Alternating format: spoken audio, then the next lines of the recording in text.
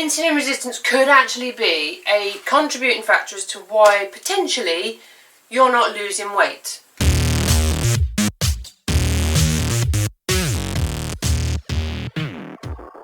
Hi everyone, it's Leslie from LM Fitness, and today I want to talk to you about insulin. More specifically, insulin resistance, what it is, okay? What is insulin resistance? Now you may or may not have heard of insulin resistance. If you are diabetic, or you know someone who's diabetic, you may have heard of this.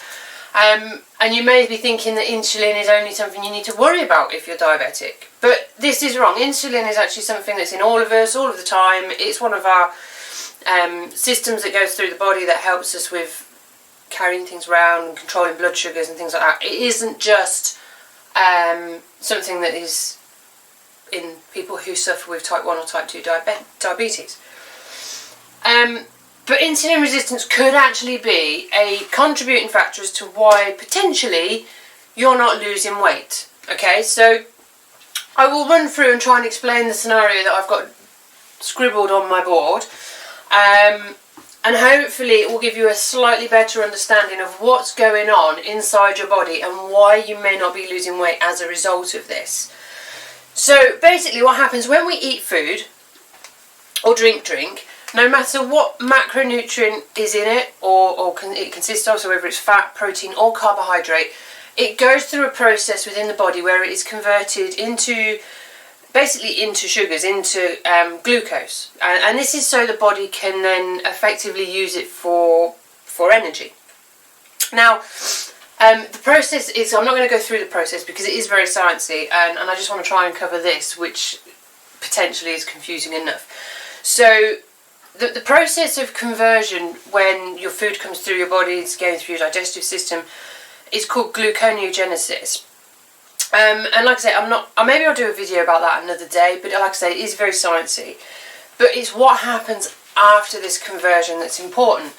So we're looking at when we eat, the food is converted into glucose, into sugars effectively.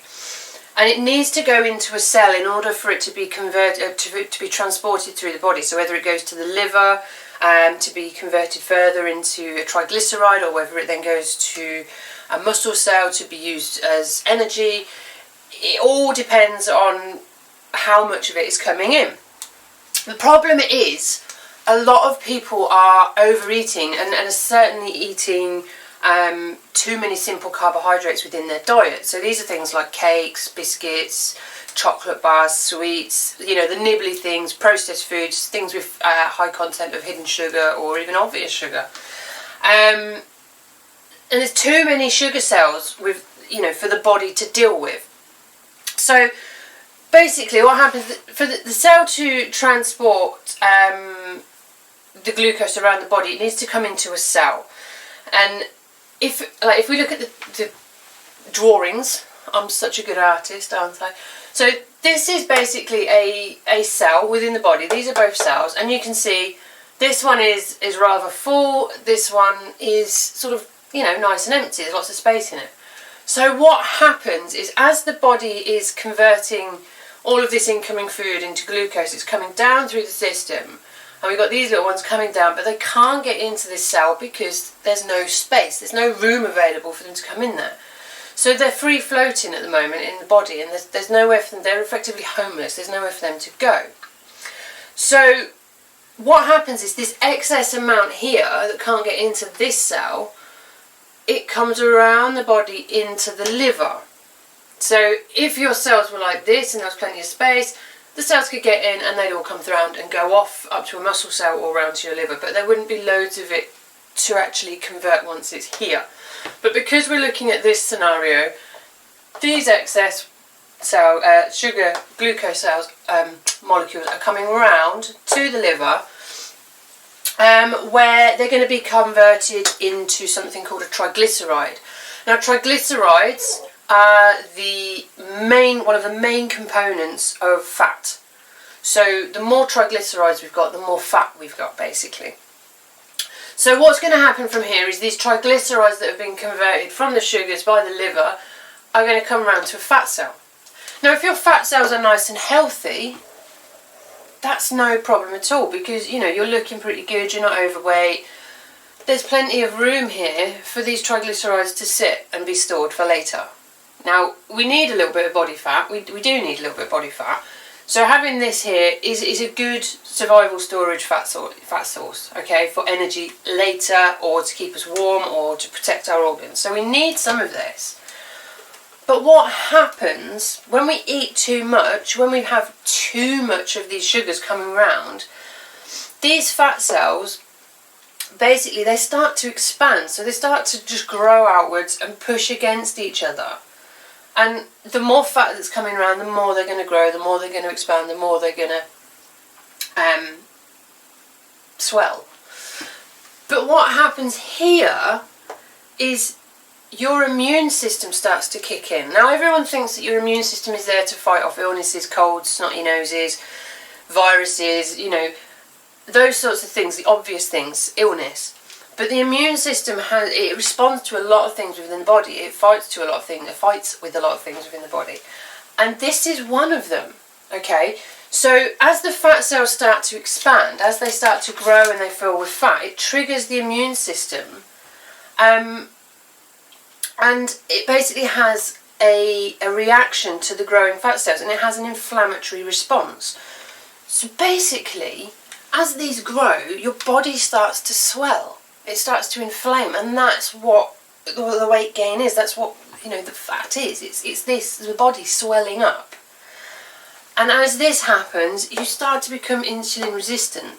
So your body your insulin isn't carrying carrying things around. It isn't controlling your blood sugar levels. It isn't helping to maintain healthy balance in the body.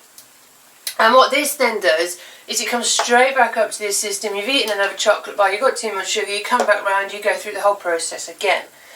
And the insulin resistance basically facilitates a greater level of fat storage. Now, it's a vicious cycle, which is why I've drawn it like this. It's a vicious cycle. So sugars come in, glucose comes in, goes to the liver, converts to triglycerides, goes around to the fat cells, which become fuller and bigger. They swell, they push against each other. Your insulin then starts to become resistant, or you become insulin resistant. So it doesn't control your blood sugars, so you spike and trough. You consume more sugar and you go around again. Okay, so it's kind of like that up, down kind of peak and trough of energy. So this is primarily caused by too much carbohydrates in your diet, too much simple carbohydrates in your diet, too much sugar in your diet.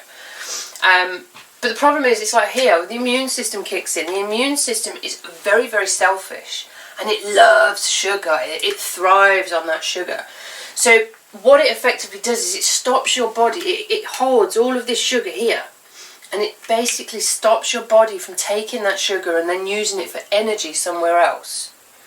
So you just keep hold of it. It stays there. It's a lump. It doesn't move. So this prevents you from achieving your weight loss goals. This is what's potentially slowing you down in achieving weight loss. So what we can do is we create like a calorie deficit, so we're not having as much sugar. We start to reduce the sugar. We start to have reduce the carbs, reduce the calories that we're taking in. And then these sugars, there's less of them, so they might have a greater chance of getting into a healthy cell. And rather than going around to the liver to be converted to triglycerides and then back round, they're going off up to a muscle cell up here and being used for energy. And the more this happens, the more energy you're likely to experience. This is when this is when you feel lethargic. This is when you start to feel more energy. You start to come off up here.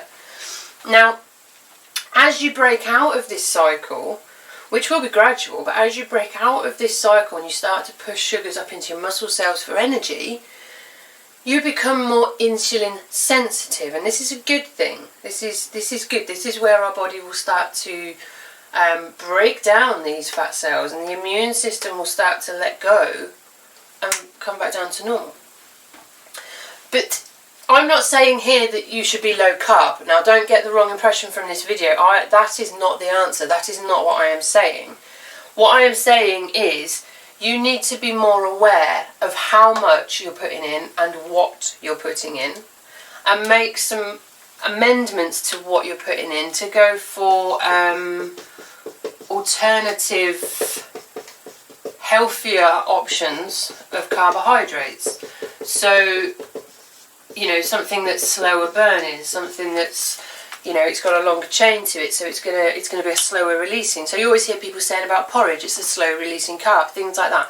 You want to swap the things like your pasta, your bread, your white breads, your rice and things like that, and just go for healthier alternative options when it comes to your carbohydrates. Okay, so I really hope that's made sense. But obviously, if you have got any questions or you want to talk about it a bit more, drop comments down below, like the video, subscribe to the channel. Come and follow me on Facebook or Twitter or Instagram or any of those lovely places. And I'll hopefully speak to you all soon. But take care, consider your healthy alternatives, and I will look forward to seeing you in the next video very soon. Take care, bye. Thanks for watching the video. Really appreciate you taking the time out of your day to sit and listen to me blab on about stuff. If you like the video, please make sure that you hit the like button. Also, please subscribe to the channel and check out all of the other videos that I've done about weight loss, about mindset, exercise, fitness in general. And also, check out some newer videos. So you've got an exercise and a recipe. So check them out. Whilst you're here as well, one more quick thing. Social media, come and follow me. You've got Twitter, Instagram, Facebook and the website. Make sure you come, make sure you interact, and please leave a comment below if you've got any feedback. Take care, and until the next video, see you soon.